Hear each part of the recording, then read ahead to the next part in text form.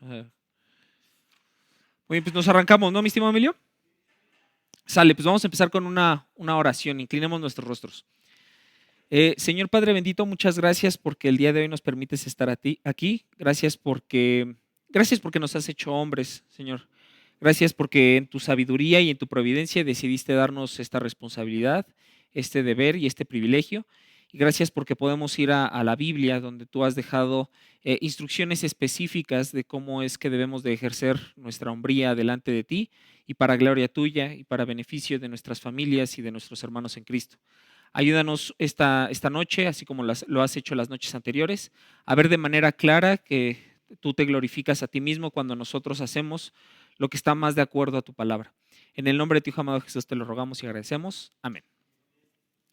Muy bien, mis estimados. Pues vamos a hablar de un tema, no era el que seguía, no es el que seguía de los temas de la hombría piadosa, pero es un tema muy importante y que es necesario, hasta yo creo que por la época.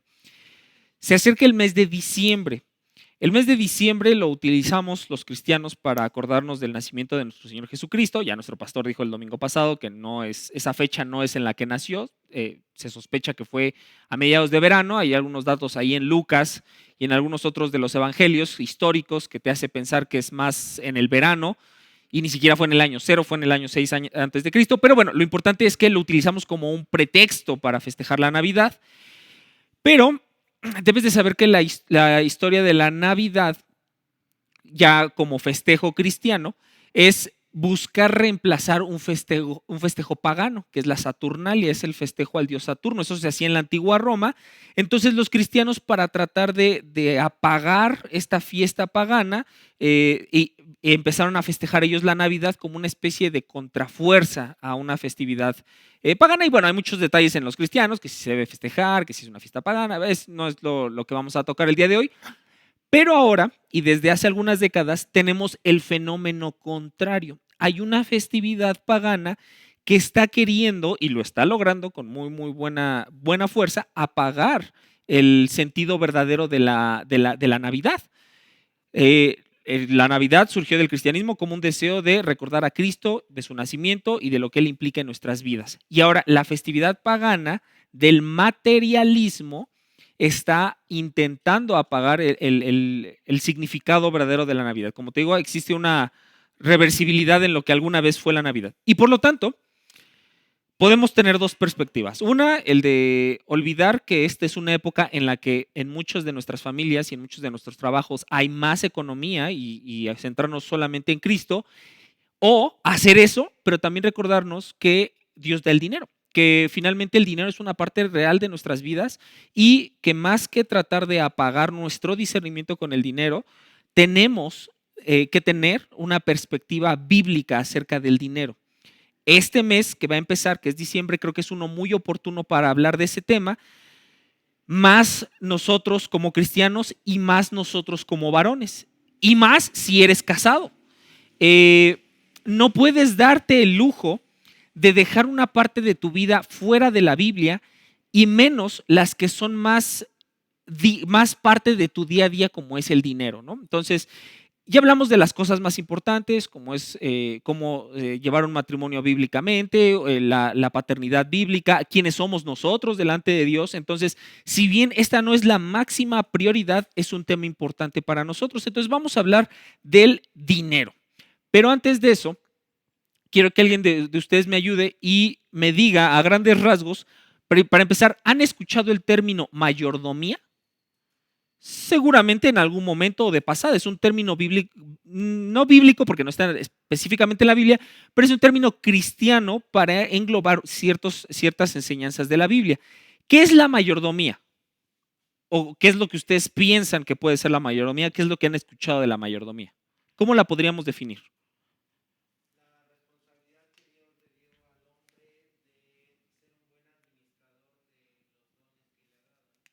Claro, vamos a rescatar la palabra, o sea, sí, esto es una definición totalmente correcta. Ahorita vamos a ampliarla. Es una responsabilidad. Me gusta otra palabra que se usó, que es la administración.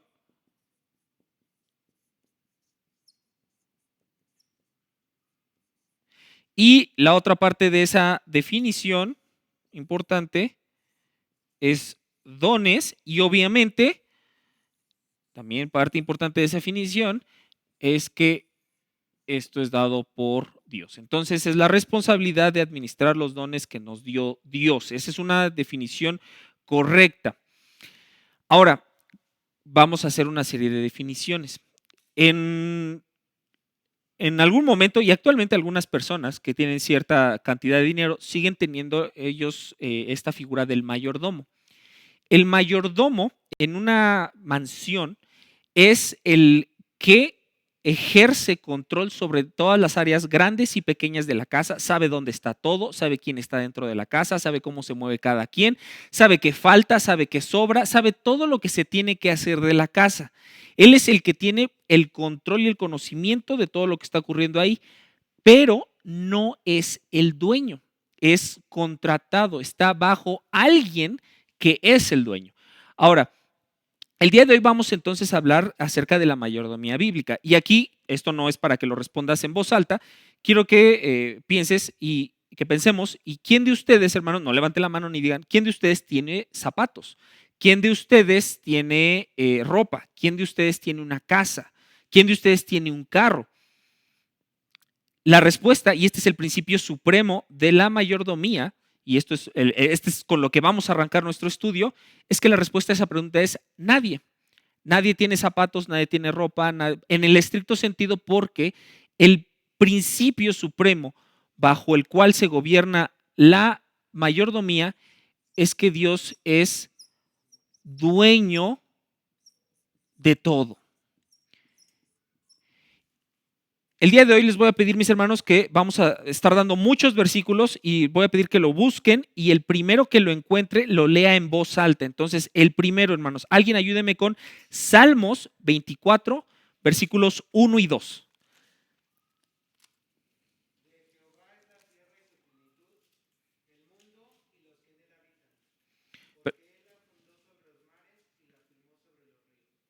Perfecto. Y alguien más, este va a ser un versículo un poco más largo, el mismo, igual Salmos, capítulo 50, versículos 7 al 14.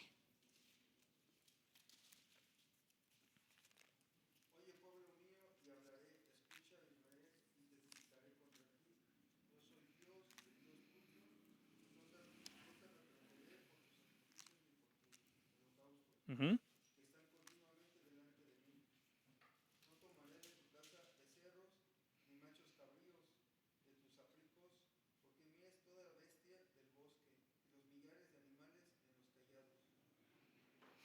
Perfecto. Hasta el 14, por favor.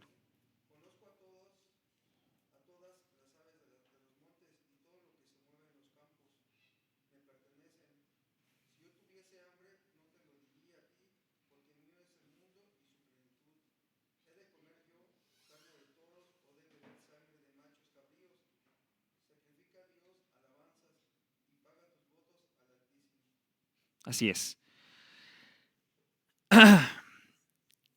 Dios, por el simple hecho de ser creador, Él tiene derecho sobre todas las cosas. Él es el dueño, no nada más lo crea y los deja en un estado como, pues ya yo creí, yo ya me voy. No, Él sigue ejerciendo su potestad sobre todas las cosas y Él se considera dueño de todo. Entonces, cada aspecto, el principio principal por el cual nos vamos a mover en la mayordomía es que nosotros no tenemos nada, todo es de Dios.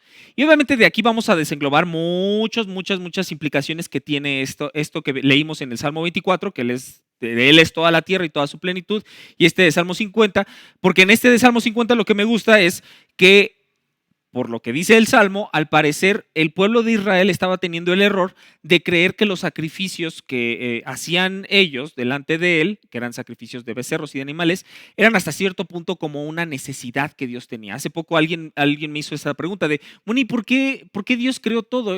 O sea, ¿realmente necesitaba tanto que lo adoraran?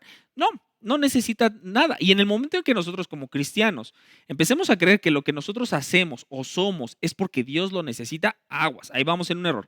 Entonces, el pueblo de Israel tenía este error y por lo tanto Dios tiene que ejercer o tiene que manifestar que Él no necesita nada de lo que le da el pueblo de Israel. ¿Por qué?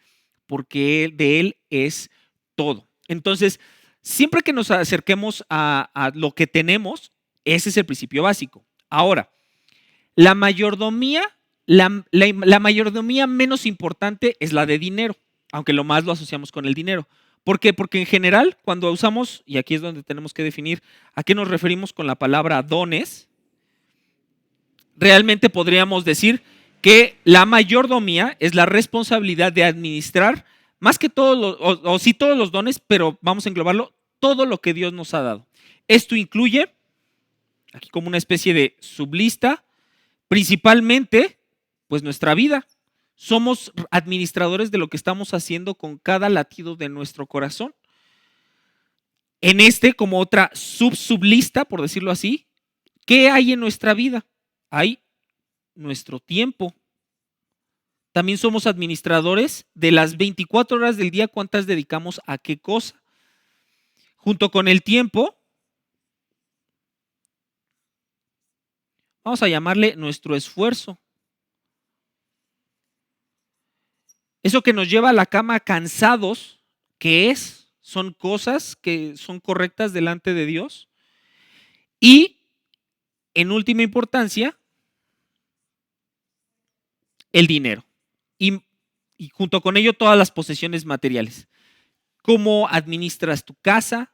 ¿Cómo administras? Y tu casa no me refiero a tu familia, sino me refiero al edificio físico de tu casa, tu dinero. Si tienes un carro, ¿para qué lo usas? Si tienes un teléfono, ¿para qué lo usas? Entonces, todo el dinero y lo material también es parte de la mayordomía. Y aunque es la menos importante de las mayordomías, vamos a hablar de esa el día de hoy. ¿Por qué? Ya habrá tiempo para hablar de las demás, pero te comento que este es nuestro último estudio del año. Vamos a enfrentar una época particularmente difícil. No sé si escuchaste las noticias. El INEGI ya publicó el reporte actualizado de la inflación de este año y es de un 7%, una inflación más alta de lo que ha sido en los últimos 20 años. Y la inflación es básicamente cuánto aumenta el vivir, cuánto aumenta el costo de vivir en general, no nada más con la obtención de alimentos, sino transporte, servicios, comprar, rentar, etcétera. Todo lo que tú y yo tenemos que gastar, ¿cuánto cuesta? Quiere decir que en general aumentó un 7%. Y para mis hermanos que llevan años trabajando, saben que un 7% de aumento de sueldo o un 7% de aumento de costo de algo pega, pero durísimo.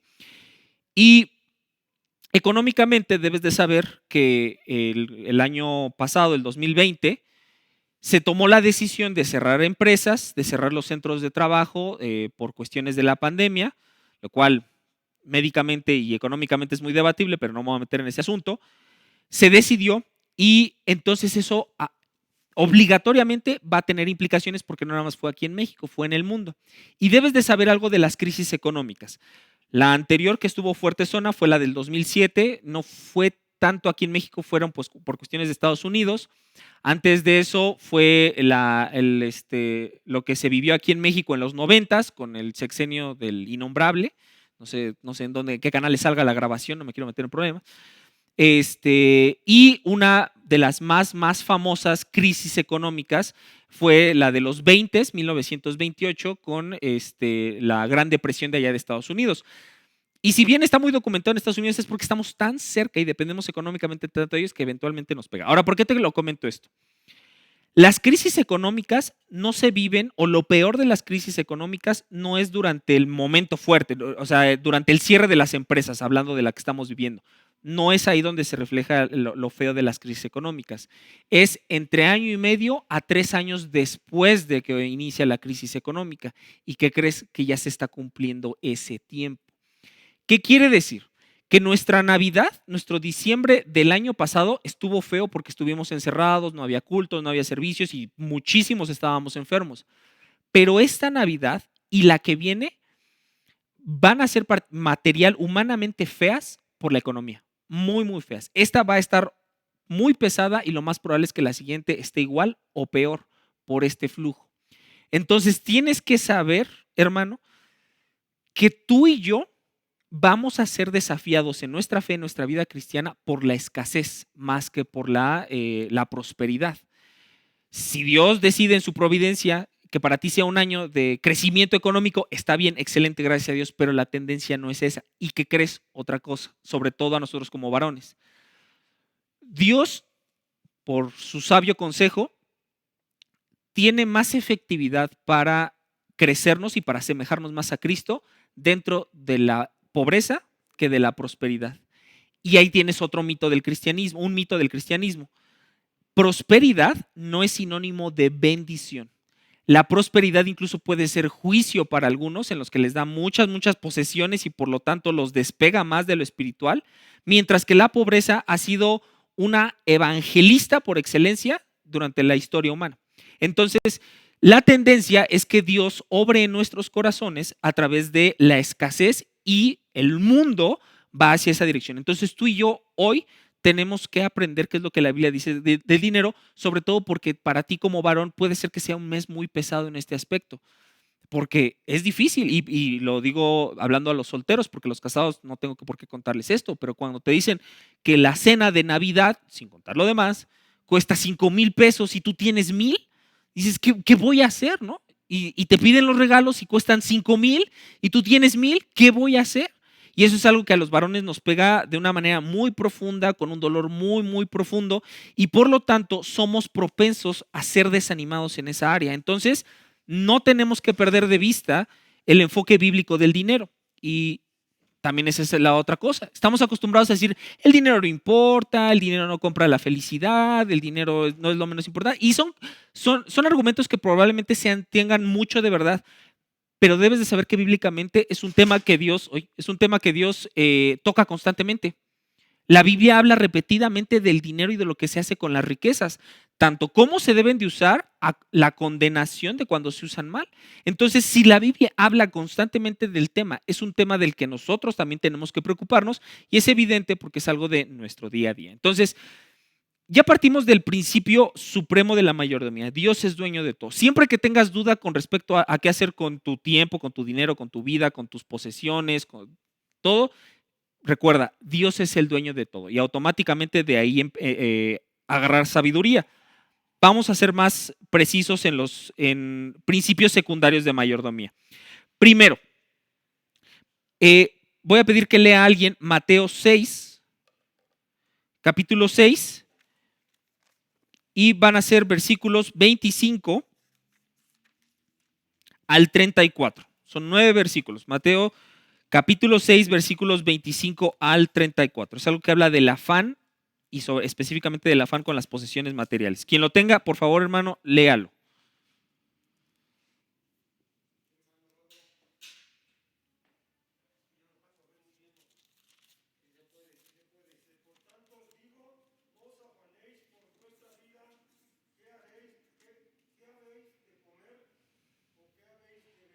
Uh-huh.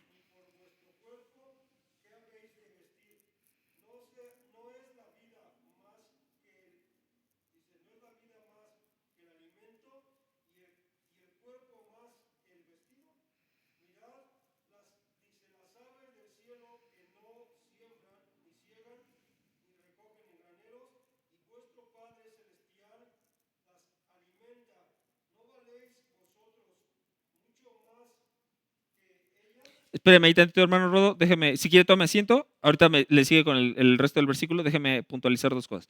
Ok, entonces estaba hablando de cosas materiales. Este es un tema muy directo. No está hablando de algo espiritual y etéreo y nombral. Está hablando de lo que debemos de comer, de lo que debemos de beber, ni por el cuerpo, ni por qué le vamos a poner. Todo eso requiere dinero para comprarse. Pero dice Jesús que hay algo que hay más que el alimento y que el cuerpo. Por lo tanto, este es un principio que voy a retomar más adelante. El dinero y las posesiones materiales nunca deben de ser una prioridad principal para el cristiano. No es una prioridad. Y para eso da un ejemplo.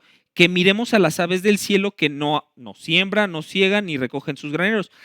Ahí donde Dios nos dio la oportunidad de estar viviendo este año pasado a mi familia y a mí, estamos precisamente a los márgenes del lago de Guadalupe, sí, desde allá tan lejos vengo, y cada otoño y cada verano y otoño llegan a migrar algunos gorriones, una especie muy específica de gorriones, Y lo que en algún momento quiero pensar que eran árboles, pues ya no está porque son unidades habitacionales, ahora son cables y antenas. Y aún así, llega cada año aproximadamente, y te prometo que no te estoy mintiendo en la cifra, un grupo como de 2,000, 3,000 gorriones. Se oscurece el cielo cuando llegan y cuando se van. Eh, ya no hay árboles. Obviamente lo que podían comer es mucho menos de lo que había antes de las unidades habitacionales. El lago, ya ahorita ya está en otras condiciones, pero también cuando llegaron estaba muy seco antes de las lluvias.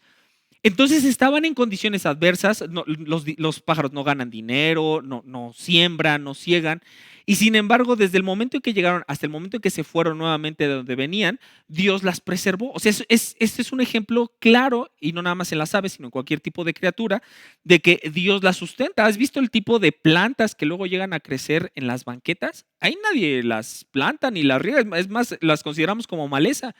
Y tú intenta cultivar una planta y sembrarla y cosecharla, si es que tiene un fruto, y te cuesta muchísimo trabajo. Y Dios cuida su creación. Entonces, usando ese ejemplo, Dios dice que el Padre Celestial las alimenta y dice, ¿no valéis vosotros mucho más que ellas? Uno de los principios claros de la creación es que la creación suprema de Dios es el ser humano. Sí tenemos un lugar especial delante de Dios. Y más cuando eres su hijo, por quien entregó a Cristo. Dice ahí en Romanos que si no escatimó a su hijo para entregarlo por nosotros, pues cómo va a retener las demás cosas, ¿no? Entonces, hermano Rodo, por favor, siga leyendo a partir del versículo 27 y ahora sí hasta el 34, ya no lo interrumpo.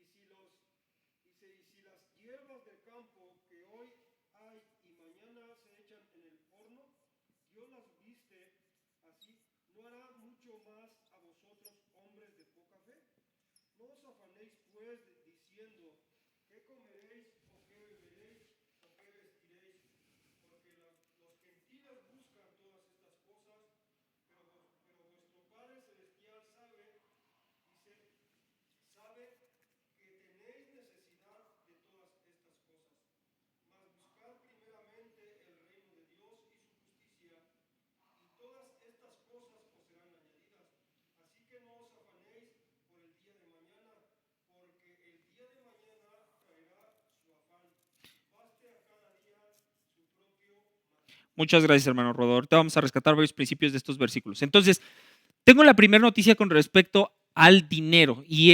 Porque yo sé que vamos a enfrentar muchas cosas económicamente, pero hay una cosa en la que debemos descansar.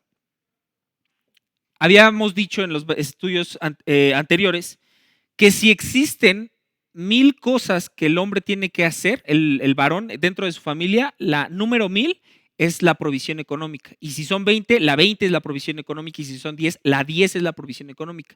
Mucho antes de eso hay cosas que nosotros tenemos que proveer a nuestra familia. ¿Por qué? Y ese es donde descansamos. El Hijo de Dios, particularmente, descansa en el que el sustento no viene de él mismo, sino que es de Dios. Este versículo nos dice claramente que Él es el que se va a encargar de la provisión material. Y si tú trabajas mucho, mucho, mucho el día de hoy y obtienes un peso, es lo que Dios quiso que obtuvieras. Y si el día de mañana trabajas 5 minutos y obtienes 1,000,000 de pesos, es Dios el que quiso que tuvieras esa cantidad. No importa qué tanto te afanes, qué tanto te esfuerces, el dinero que te vaya a llegar a las manos cada día es lo que Dios quiere que tengas y es de lo que vas a tener que ser responsable. Dios no te va a responsabilizar de $1,000,000 si no te da $1,000,000, te va a responsabilizar de esos 10 pesos que te dio.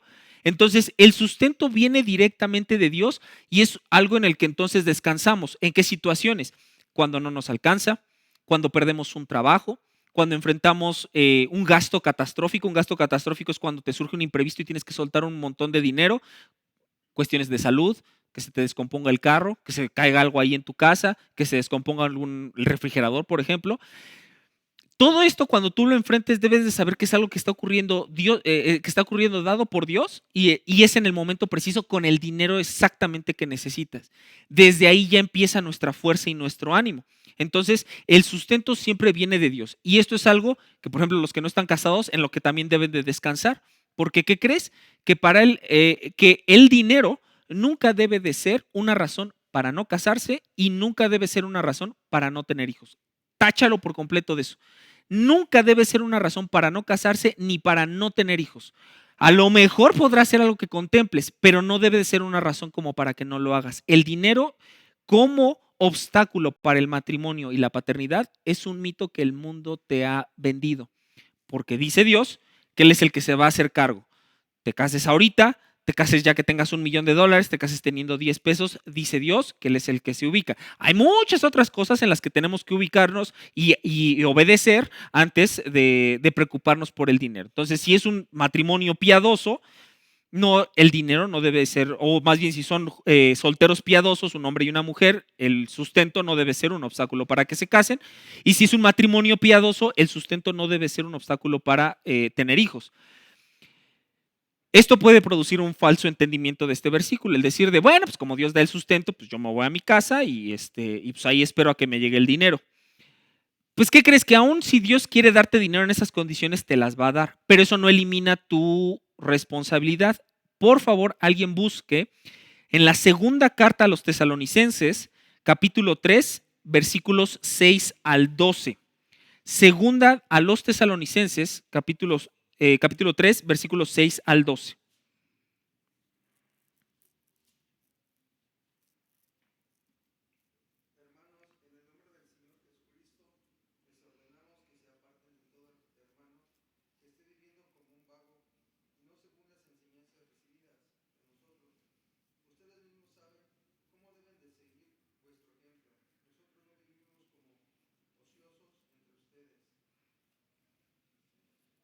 Hasta el 12, por favor.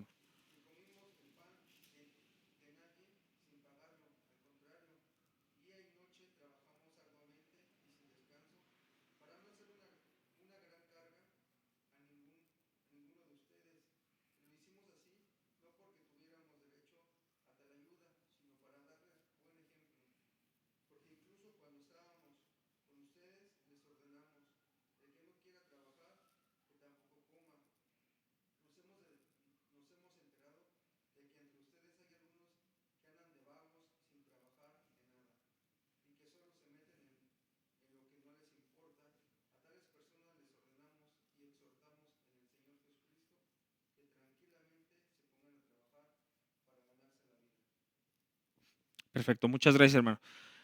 Eventualmente vamos a tener un estudio de varones solamente del puro tema del trabajo, pero aquí el principio es claro. Nosotros el sustento lo obtenemos o se obtiene trabajando. El trabajo existía desde antes del pecado. El trabajo no es castigo por el pecado. Dios le ordenó a Adán trabajar antes de que él pecara. ¿Qué es lo que se añadió con el pecado? Que el trabajo se vuelve una carga, se vuelve pesado y se vuelve poco fructífero.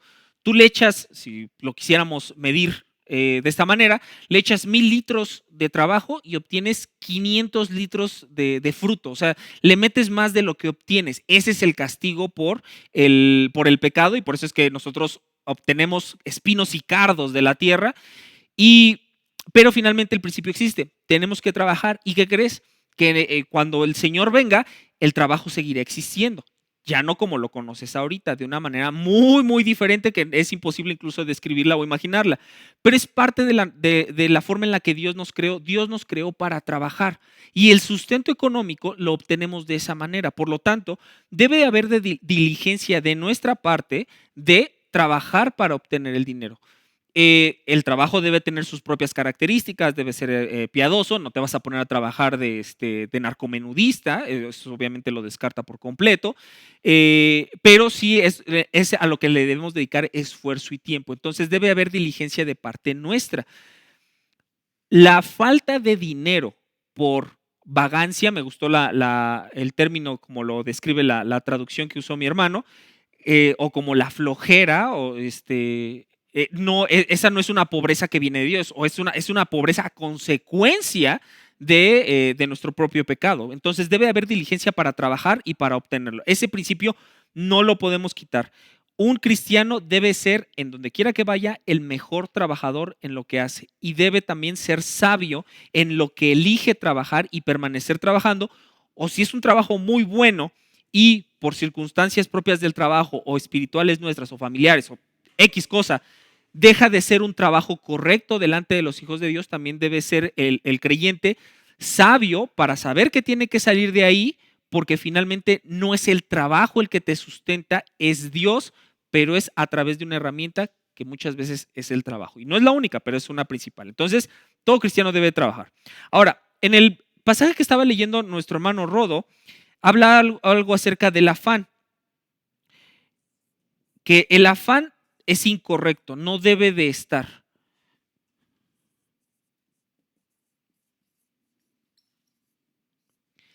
El afán es incorrecto. No debe de estar el afán para obtener el dinero, eso ya lo vimos, es Dios el que lo da. No debe de haber afán para retenerlo, o sea, porque también piensen en la vida. Nos da ansiedad el que si vamos a ganar o no vamos a ganar dinero. Ya ganamos el dinero, ahora nos da ansiedad si vamos a conservar ese dinero, si me van a saltar, si se va a perder, si lo voy a meter, si se va a mojar. Y no solo eso, sino cuando lo empezamos a usar, también nos da ansiedad que, ay, no estuvo muy caro, fueron muchas cosas, tal vez no debí de haber comprado. O sea, hay ansiedad en cada parte del dinero. Y obviamente hay ansiedad que más que ansiedad son focos rojos que el mismo Espíritu Santo nos está diciendo de aguas, no uses así el dinero.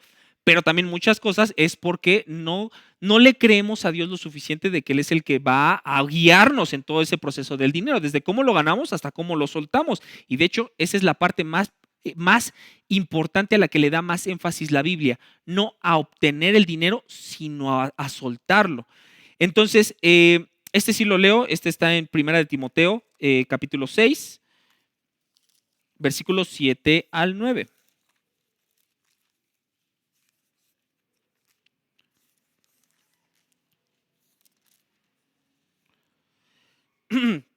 Dice así, Primera de Timoteo capítulo 6, versículos 7 al 9. Porque nada hemos traído a este mundo y sin duda nada podremos sacar. Así que teniendo sustento y abrigo, estemos contentos con esto. Porque los que quieren enriquecerse caen en tentación y lazo y en muchas codicias necias y dañosas que hunden a los hombres en destrucción y perdición. Porque raíz de todos los males es el amor al dinero, el cual codiciando a algunos se extraviaron de la fe y fueron traspasados de muchos dolores. Este versículo te dice que no tengas ansiedad hasta por la cantidad de dinero que tienes, que pasa por ti. Es una virtud que da el Espíritu Santo que se llama el contentamiento. El contentamiento es estar satisfecho con lo que Dios en ese momento nos está dando en muchas cosas, pero ahorita específicamente en la económica. Es lo que el mundo te va a decir que no tengas, que es el conformismo, que también hay una visión pecaminosa del conformismo. Pero en general, nosotros más que estar ambicionando y voy a hacer y voy a crecer y voy a mover, el cristiano debe de moverse más en lo que es el día de hoy y estar contento con lo que Dios está haciendo.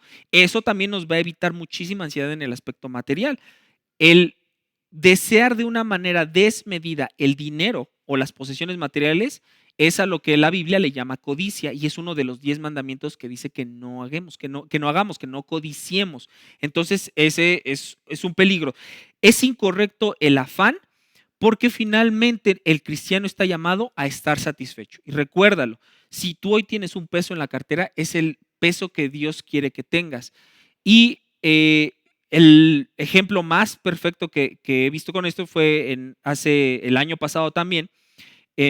A mi esposa le tuvo una hemorragia interna por un embarazo ectópico y fue un tiempo en el que coincidió que donde entré a trabajar, algo pasó con mis papeles, fui al único de muchos lugares al que le pasó, a nadie más le pasó como a mí, hubo algún problema con mis papeles y me retrasaron mi pago 2 meses de lo que tenía que originalmente que llegar, y estaba agonizando con la situación de la quincena, no veía que llegara para ningún tipo de dinero, 2 meses trabajar sin ingreso, y entonces en ese momento Dios decide darle una hemorragia interna a mi esposa.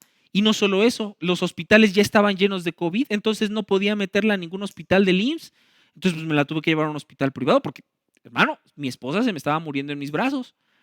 Y llegamos al hospital, a uno de los hospital privado de por allá, Ya la revisan, confirman que tiene una hemorragia interna, que hay que operarla de urgencias y me dicen en la caja, son 25,000 pesos de depósito para que empezamos a atender a su esposa. Y así, hermano, esta ya no es, ahí la tengo guardada y es una cartera ya que se ve muy gastada y la tengo ahí en mi casa con 50 pesos adentro, porque la saqué y eso era lo que traía en esa cartera. Entonces lo tengo ahí como un memento, como un recordatorio de cómo es Dios y abro la cartera, 50 pesos y me estaban pidiendo 25,000. Ninguna manera, ningún tipo de trato o negocio, ninguna fuerza humana podía hacer yo para salir de esa situación económica, pero era lo que Dios quería que tuviera en ese momento. Y el mejor momento en el que nosotros como cristianos podemos ver a Dios es cuando Él apaga las luces y cierra las puertas. En ese momento apagó la luz de la salud, apagó la luz del dinero, apagó todas. Estábamos esperando muchísimo ese segundo bebé, apagó la luz de nuestro segundo bebé, cerró todas las puertas habidas y por haber, para que entonces cuando Dios nos sacara adelante, no hubiera una forma más clara de decir, este es el Señor. O sea, no fue mi inteligencia, no fue mi posición, mis estudios, no, yo me supe mover súper bien. No hubo. Esta historia tiene muchos detalles y me vas a escuchar a lo mejor compartiéndola desde ciertos aspectos en algún momento. Es un testimonio que atesoro mucho, pero particularmente para esto, ¿en qué terminó la situación? Hermanos, el dinero apareció de la nada. Llegaron hermanos en Cristo, para esto eran las 4 de la mañana, y llegaron hermanos en Cristo, ya está pagado. No pedí nada, no dije nada, no puse en el WhatsApp peticiones de oración, no puse en el Facebook oren por mí. El dinero apareció de la nada. Era la cantidad de dinero específica, mis 50 pesos en la cartera que Dios quiso. Por lo tanto, en una situación en la que pude haber estado lleno de afán, el Señor proveyó un medio y me recordó, no, yo soy el que da. Yo soy el que da y Dios siempre es el que da. Entonces, hermano, espero que el Señor tú puedas ver no una vez, sino varias veces cómo el Señor provee de estas maneras tan asombrosas. Y venimos a nuestro otro principio. Hay algo que decía también el pasaje que leyó nuestro hermano Rodo. El presente es más importante que el futuro. Aquí los chavos no me dejarán mentir, hay una tendencia ahorita entre los jóvenes que se le llama el trading, que es la búsqueda de invertir y hay hasta videos en Facebook y en TikTok de no, mira, tienes que hacerle así y estos son los nombres de las empresas y así son los rendimientos y el interés. Hay una tendencia a no trabajes, mejor que tu dinero trabaje por ti y aunque parece una tendencia moderna, realmente se lleva haciendo desde hace décadas, solamente que ahora eso se estaba reservado para como los adultos, los que ya habían llevado mucho tiempo de trabajo, ahora desde jóvenes se les está invitando a hacer. Y es una estrategia para el sustento, una herramienta, no digo que esté mal, pero sí hay algo que está mal, que nuestra visión esté totalmente puesta para el futuro, en dos aspectos. Una, con el dinero que todavía no hemos ganado y que apenas vamos a recibir, ese dinero ni lo cuentes, todavía no es tuyo y cuando llegue, ok, pero ahorita no estés pensando y me va a llegar el aguinaldo y me va a llegar la quincena y quítate ese afán. Cada día su propio afán. A Dios le interesa ver o que lo veas más a Él en la economía con el día a día, a que con la planeación y los ahorros y las inversiones. Son cosas que el creyente debe de hacer, pero en lo que su mente no debe de estar totalmente concentrada. Decimos que el vivir al día es como un sinónimo de pobreza o un sinónimo de mala administración. Y tú en tu casa vas a tener que checar si es por eso. Pero la verdad es que sea mucho dinero o sea poco dinero, Dios mismo nos ordena a más hacia el día al día, o sea, vive al día a que vivamos con una planeación así exhaustiva del dinero. No quiere decir que no lo administremos ni lo ahorremos, pero a Él le interesa que tengamos nuestra mente en el dinero centrada hoy, ahorita. ¿Me está dando de comer? Qué bueno. ¿No me está dando de comer? Bueno, ya a lo mejor vendrá el día de mañana. Y estos son los principios básicos de la mayordomía. Ahora, vamos a hablar. Ya, estos son los principios. Esto es lo que la Biblia nos dice. Ahora, ¿qué respuestas vamos a tener hacia el dinero? Ya sabemos qué es lo que es la mayordomía, ¿Cómo vamos a responder ante estos principios bíblicos? Primero es que el dinero y las posesiones materiales debe usarse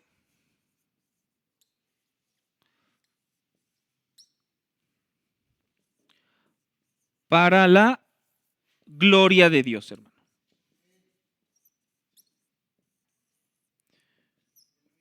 Primero voy a hacer el énfasis con el usarse. Dios para eso permitió que el ser humano inventara el dinero y por eso es el dueño del dinero. El dinero debe de usarse. Lo digo porque también como creyentes podemos tener la falso entendimiento que tenemos que ser como acaparadores y no, yo no gasto nada, ahorro, me lo quedo.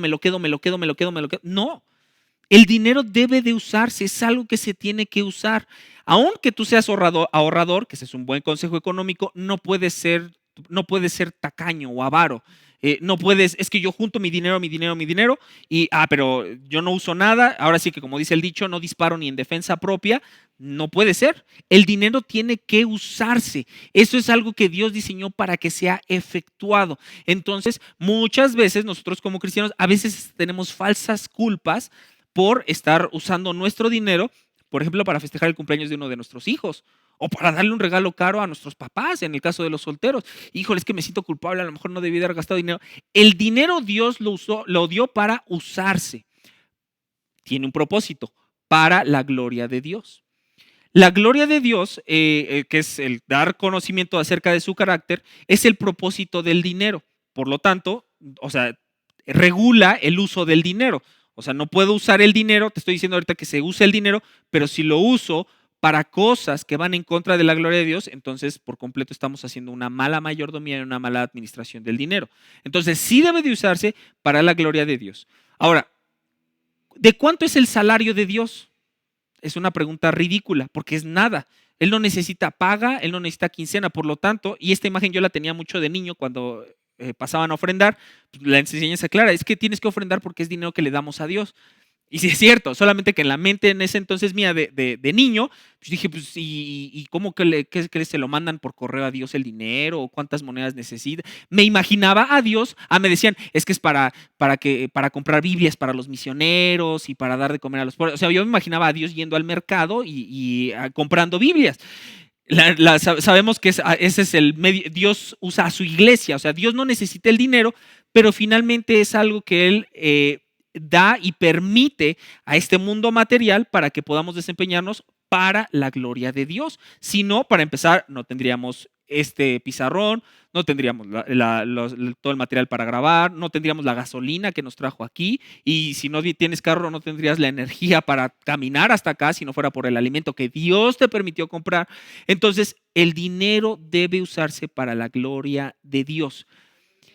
Y este es el principio, así como el principio supremo de la mayordomía es que Dios es dueño de todo, nuestra respuesta hacia el dinero es que debe de usarse para la gloria de Dios. Y ahora vamos a ver específicamente cómo se ve eso en los 15 minutos que nos quedan. Primero, y el más importante porque es en el que más hace énfasis la Biblia, en dar. El primer uso que debes dar para el dinero es darlo, no quedártelo, darlo. Vamos a hablar de 3 características principales. Por las cuestiones de tiempo, sí me los aviento yo a leerlo. Dice ahí mismo 1 Timoteo capítulo 5, versículo 8, porque si alguno no provee para los suyos y mayormente para los de su casa, ha negado la fe y es peor que un incrédulo. El contexto de este capítulo es los deberes que todos y cada uno de los creyentes tenemos para con los demás. Y de proveer es proveer sabiduría, enseñanza espiritual, acompañamiento, amor y hasta el último de la lista, dinero, pero sí incluye el dinero. Entonces, a quien principalmente vamos a dar dinero es a nuestras familias. En los varones es muy obvia esa responsabilidad, tenemos una esposa y unos hijos que sustentar.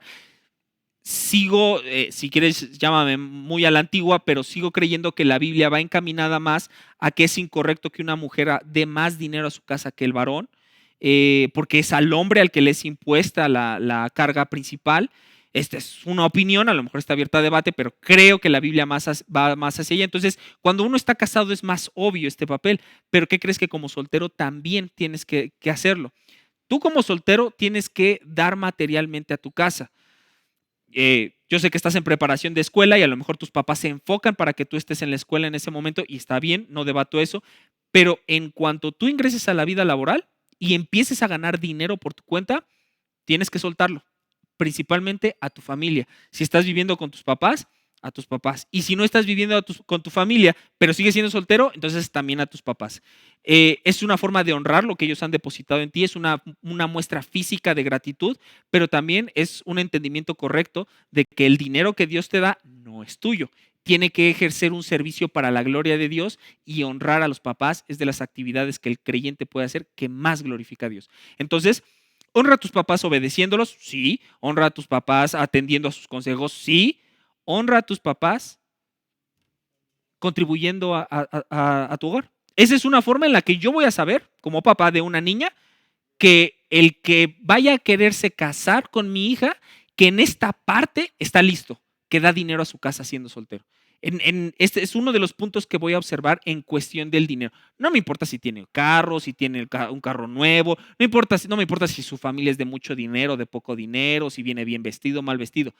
Los 10 pesos, los 1,000 pesos, los 100,000 pesos que tiene, uno de los principios que yo tengo que ver en el que va a pretender a mi hija es que está dando principalmente a mi familia. Y tú como soltero también, si vas a tener un buen suegro, eso va a estar viendo en ti.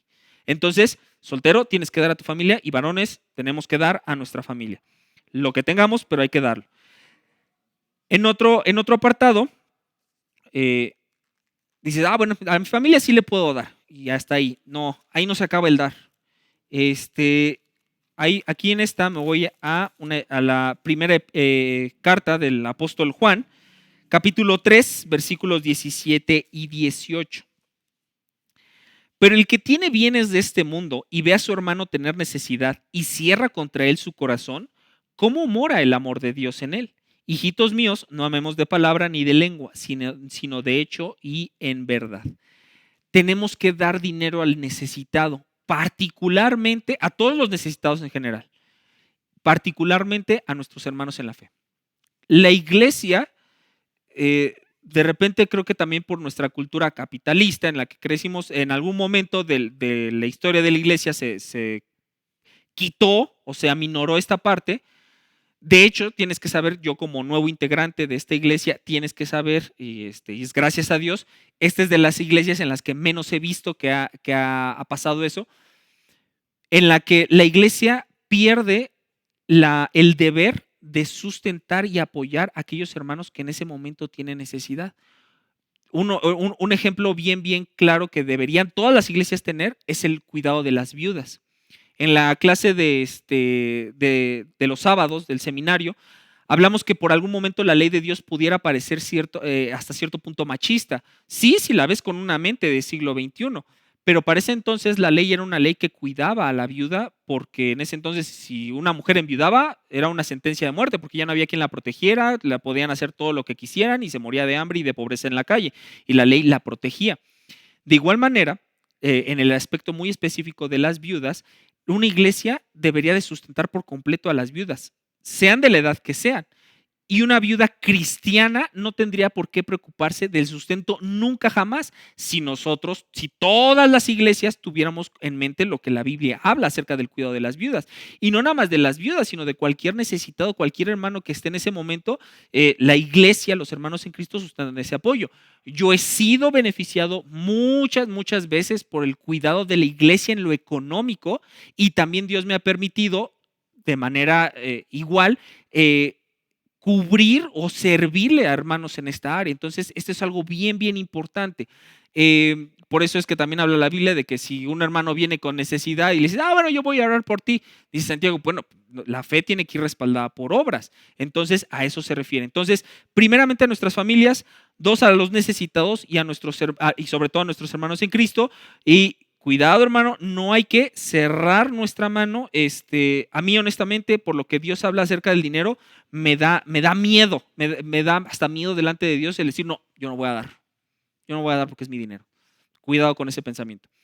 Y un punto que también casi no tocamos, esto es 1 de Timoteo capítulo 5, donde estábamos, versículos 17 al 18. Los ancianos que gobiernan bien sean tenidos por dignos de doble honor, mayormente los que trabajan en predicar y enseñar. Pues la escritura dice, no pondrás bozal al buey que trilla, y digno es el obrero de su salario. Y si quieres estudiar un poco más este tema, está también en 1 de Corintios capítulo 9. Este es un tema que muy difícil mis hermanos Emilios van a tocar del púlpito porque es un tema difícil, pero como yo no soy pastor, yo sí lo puedo hablar.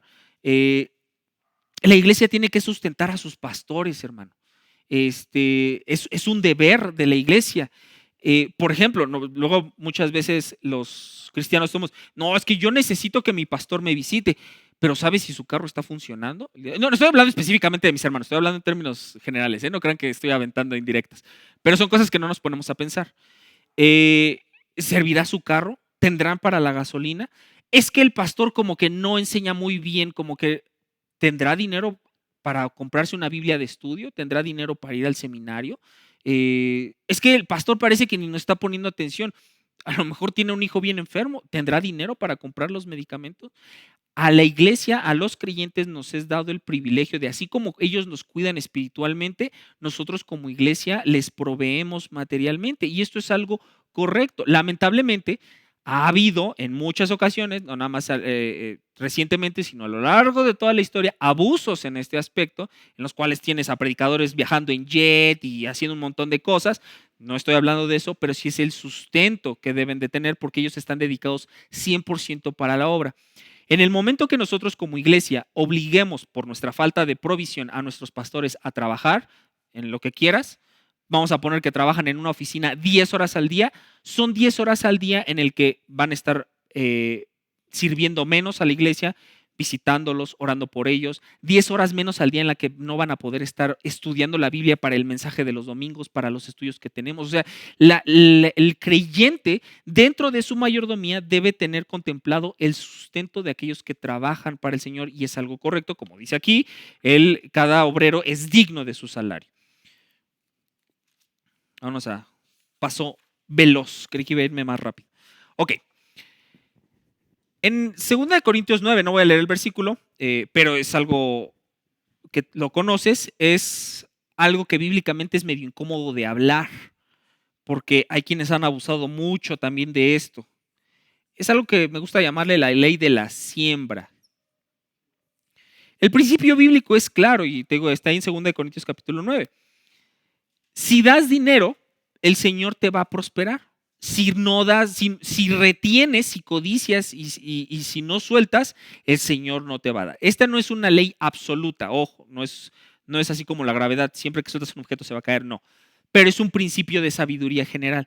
La verdad es que Dios provee más a aquellos que son más liberales con el dinero. Ese es el término bíblico, liberal. O sea, que sueltas fácilmente las posesiones. Si eres un creyente que fácilmente está sirviendo a los demás con tus bienes materiales, es muy probable por la tendencia de la Biblia que el Señor te va a dar más. Ojo, esto se puede perder en el momento en el que tú ya estés dando para recibir más. O sea, si ese es tu corazón, el de yo voy a dar 2 pesos porque quiero que el Señor mañana me dé 4. No, ella tache, porque acuérdate que es para la gloria de Dios, no para tu gloria. Entonces, pero aún así es cierto que Dios prospera un poco más a los que más prosperan. Y si Dios te prospera sin que tú hayas dado, entonces quiere decir que te está prosperado para que inicies a dar. Esto es una constante y me ha tocado hablar en algunas ocasiones con hermanos de posibilidades económicas que tú dices, híjole, esas ya son así como, yo creí que que ya a esas alturas ya ni cristianos había, ¿no? De situaciones económicas. No, son creyentes verdaderos y prudentes. Y una vez uno me dijo, es que el evangelio de la prosperidad, que es el que dice que te esclaviza y dice, tú da 1 peso y el Señor te va a dar 1000 y son ya desviaciones de esta ley. Pero decía este hermano, es que yo estoy en contra y yo sé que el evangelio de la prosperidad es una mentira, pero Dios me sigue prosperando. Y le digo, hermano, es que sí es un principio bíblico. O sea, Dios facilita la prosperidad a aquellos que son más frugales con su dinero. Ahora, si Dios no te da, esto no es pretexto para que no des y no funciona a la inversa. Y aún así, también es tendencia que aquellos hermanos que podrías pensar que en menos posibilidades tiene, curiosamente son a los hermanos a los que Dios más los mueve para que den lo poco que tienen. O sea, es extraño la forma en la que el Señor no obedece una tendencia humana. Esto es meramente obrar del Espíritu Santo, pero la ley de la siembra es cierta, es bíblica. Eh, este versículo sí quiero que lo leamos todos. Eclesiastés, capítulo 2, versículo 24. Está Salmos, Proverbios, después está Eclesiastés 2:24. Porque esto es a lo mejor algo de lo que no hablamos, hermano, y este es un principio bíblico también. Eclesiastés capítulo 2, versículo 24. No hay cosa mejor para el hombre sino que coma y beba, y que su alma se alegre en su trabajo. También he visto que esto es de la mano de Dios. Entonces, sí, el dinero lo tienes que dar, sí, también el dinero te va a funcionar en sentido inverso cuando lo das, pero también, ¿qué crees?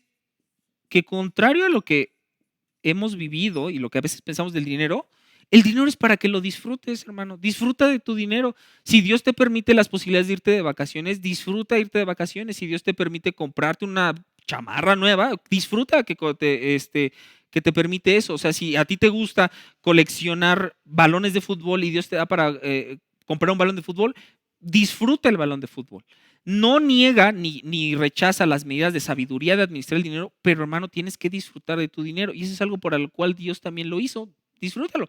Si puedes comprar, y más a los chavos, si puedes comprarte un celular nuevo, cómpratelo. Disfruta el dinero que Dios te dio y usarlo de una manera que glorifique a Dios. Y glorificar a Dios si es dar, si es el dar y que Dios nos siga dando para seguir dando, pero también cuando lo usamos para nosotros, está bien. O sea, sí se vale disfrutar del dinero. Y esto es algo que yo cuando aprendí esto en el sentido bíblico, híjole, te cambia muchísimo también hasta cómo te desempeñas el día al día.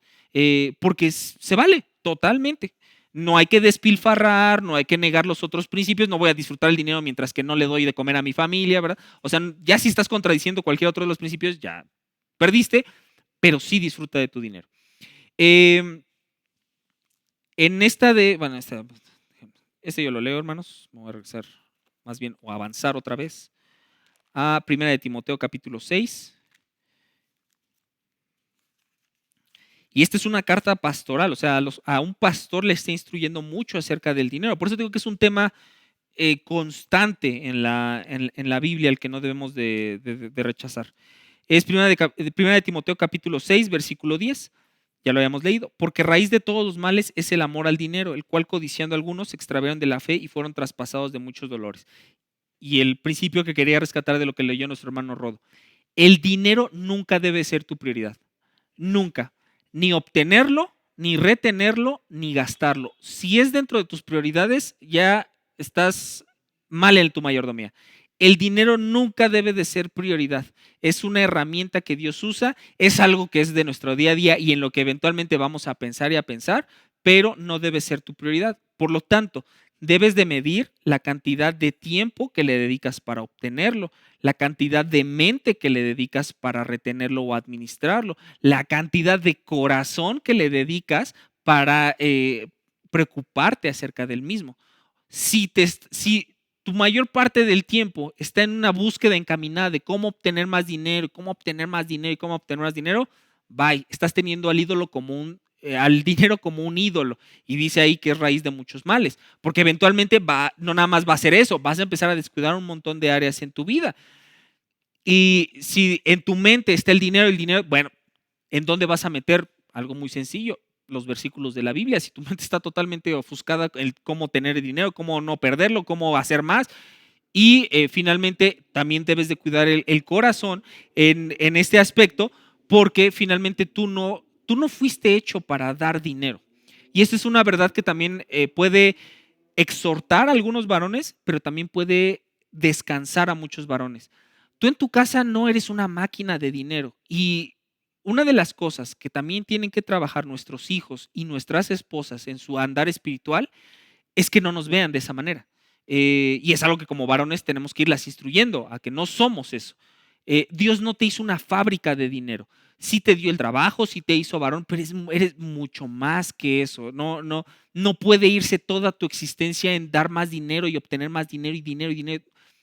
No, porque fuiste llamado para glorificar a Dios. Entonces, como te digo, esto es algo que puede exhortar a aquellos que se están afanados con obtener el dinero, pero también puede descansar a aquellos que de alguna manera, hombres, nosotros también somos lastimados en esta área. O sea, eso de hablar de un hombre lastimado suena muy raro para nuestra cultura, pero la verdad es que tú y yo como cristianos, nuestras familias nos lastiman de muchas maneras y el dinero puede ser una de estas y es algo que en lo que la Biblia también te llama a que descanses. No, ese no eres tú, no es nada más tu rol. Ok, 3 minutos y acabamos, hermanos.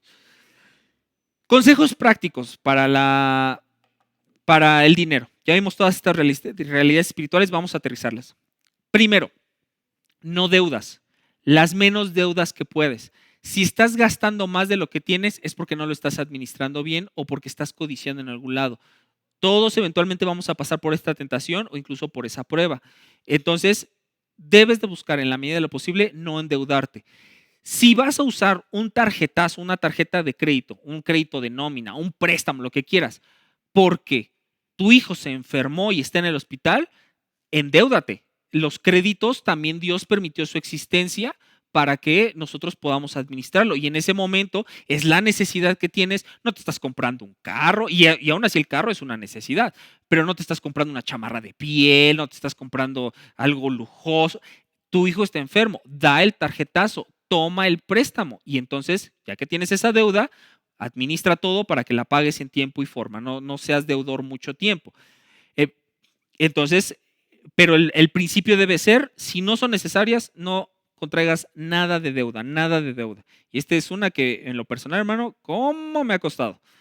Ya que tienes dinero, a lo mejor Dios te va a dar la oportunidad este diciembre de tener más dinero de lo normal. Y va a haber gente a tu alrededor que tenga necesidad. Este consejo también es importante. No prestes dinero. Regálalo. Ofréndalo. Pero no prestes. Regala dinero, no prestes dinero, no metas, y mucho menos a un hermano en Cristo, a esa esclavitud. Eso estaba, por ejemplo, en la ley judía, los judíos tenían prohibido tener a usura a otro judío.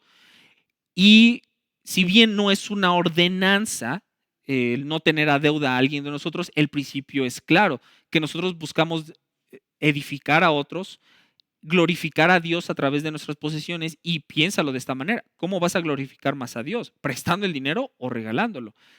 Y además, ¿para qué metes una fricción entre tú y tu hermano que es fácilmente solucionable regalando el dinero? ¿Para qué vas a meter una fricción de no me ha pagado y es que me dijo y es que porque es así? Quita esa fricción, regálale el dinero. Entonces, no prestes dinero, regala el dinero, ofrende el dinero. Recorta gastos, hermano. Hay gastos que se pueden recortar. Tienes que ver al mes con una libretita y una pluma. Tienes que anotar cada peso que gastes. Este es un ejercicio interesante y te vas a dar cuenta de muchas cosas de cómo gasta tu familia y cómo gastas tú. Y ven qué es en lo que más gastas. Hay cosas en las que no vas a poder recortar gastos. O sea, no puedes gastar menos en comida. Eso es importantísimo. No puedes gastar menos en gasolina si es que usas el carro para ir a trabajar o para trasladarte a donde sea. A lo mejor si lo usas para trasladarte a algún lugar al que no debes de trasladarte o distancias en las que puedes caminar, bueno, ahí es otra medida. Pero tú y yo tenemos un vicio en el que estoy seguro que todos y cada uno podemos y debemos recortar gastos: el entretenimiento. Estoy seguro que muchos de nuestros gastos fuga son en entretenimiento, desde a lo mejor suscripciones que tenemos, electrónicos que no necesitamos, perdón, ese es para mí, salidas a lugares a donde no necesitamos. Disfruta tu dinero, sí, pero también administra. O sea, si tú te quieres ir hoy al cine con tus hijos y tu familia, hazlo, ve, gasta los 400 pesos que ahora cuesta ir al cine.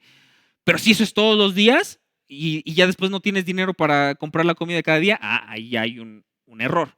Entonces, checa cómo gastas en entretenimiento y estoy segurísimo que vas a poder recortar el gasto. Ahorra. El ahorro es un medio por el cual y una administración en la cual nosotros vamos a poder enfrentar gastos catastróficos, Porque sí, si se te enferma hoy un hijo, en el caso de los solteros, se te enferma tu papá o un hermano de algo que requiere una hospitalización cara, pues obviamente lo mejor es que, pero yo tengo aquí mi fondo ahorrado precisamente para esto y en ese momento lo solventas. Si no está, pues toma un crédito, un préstamo, lo que sea. Pero lo ideal es que ahorres como una medida de prevención a algo. No va a estar tu mente así afanada en el ahorro, no vas a hacer del ahorro una religión, no vas a evangelizar más del ahorro que de Jesús a quienes estén a tu alrededor, pero es una medida útil y sabia de administración.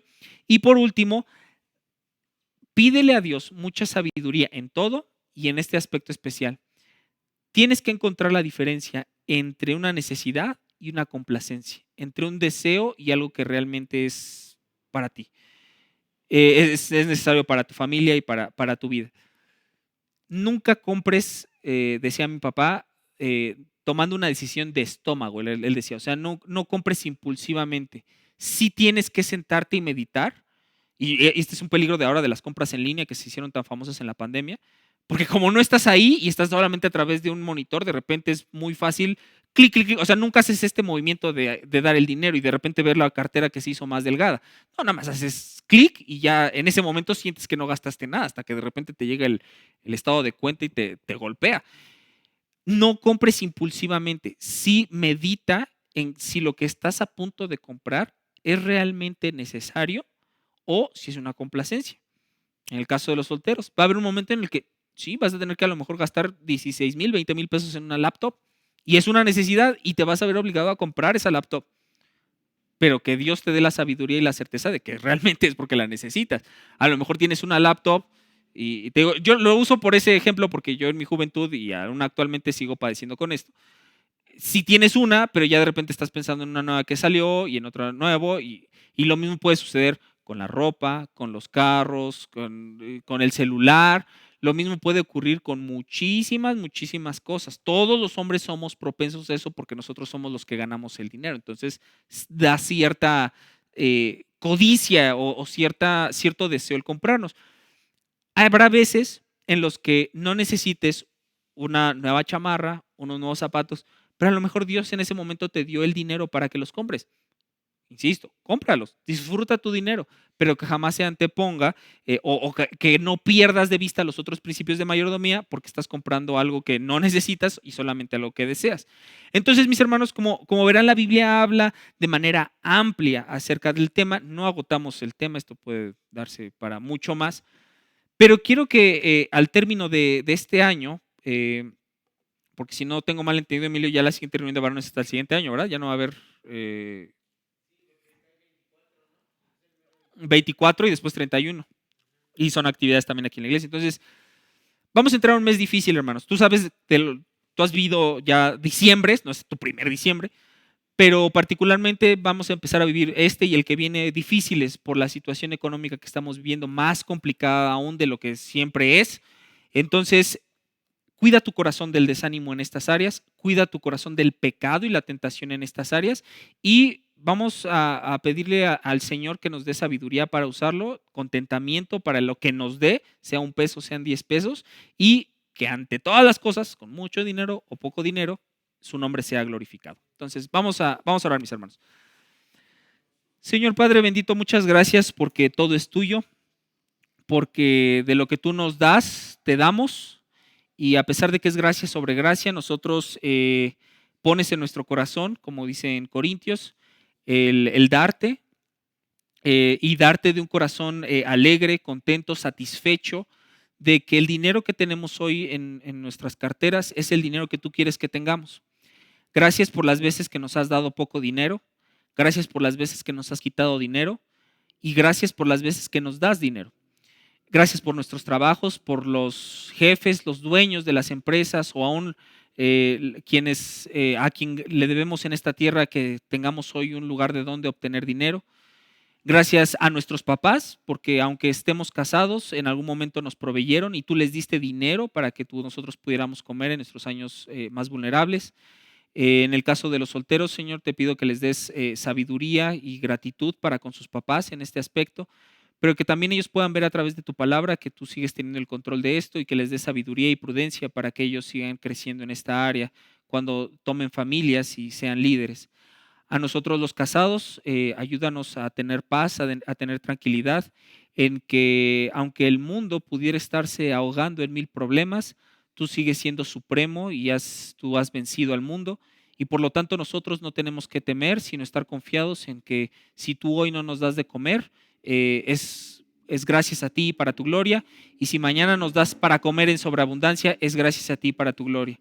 Gracias porque no dejas a ningún justo desamparado y permítenos irnos hoy con una mente despejada, tranquila y que sepa disfrutar de lo que nos das en esta tierra. En el nombre de tu Hijo amado Jesús te lo rogamos y agradecemos. Amén.